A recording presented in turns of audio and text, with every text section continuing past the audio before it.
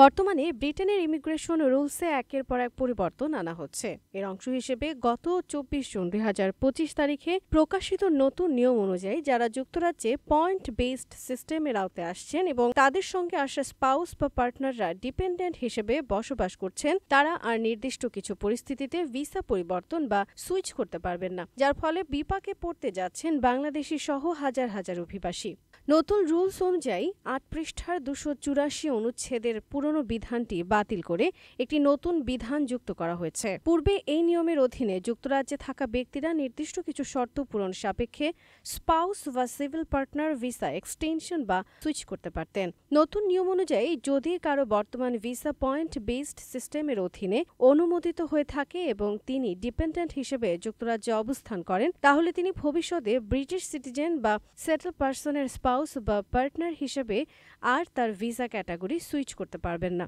নতুন নিয়মে আরও স্পষ্টভাবে বলা হয়েছে, এ ধরনের ডিপেন্ডেন্টরা লিভ টু রিমেইন বা ভিসা এক্সটেনশন পাবেন না। এই নিষেধাজ্ঞার আওতায় পড়ছে student visa, skill worker visa, scale up, global talent, innovator, charity worker visa সহ অন্যান্য পয়েন্ট বেসড ক্যাটাগরি। ফলে এসব ক্যাটাগরিতে যারা ডিপেন্ডেন্ট হিসেবে এসেছেন, তারা যদি পরবর্তীতে সম্পর্ক বিচ্ছিন্ন হন এবং নতুন করে ব্রিটিশ নাগরিক বা সেটেল পার্সনের সঙ্গে সম্পর্ক গড়েন, তবুও তারা ভিসা সুইচ করতে পারবেন না। এই পরিবর্তনের ফলে ব্যক্তিগত জীবনেও অনেকের জন্য সমস্যা তৈরি হবে।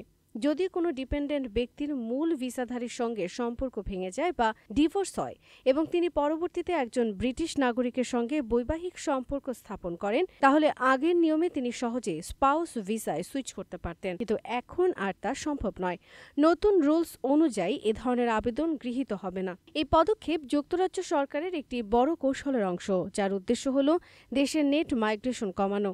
এর আগেও দেখা গেছে, রিসার্চ কোর্স না হলে স্টুডেন্টরা ডিপেন্ডেন্ট আনতে পারছেন না। কেয়ার ওয়ার্কারদের ক্ষেত্রেও ডিপেন্ডেন্টদের সুযোগ বন্ধ করা হয়েছে।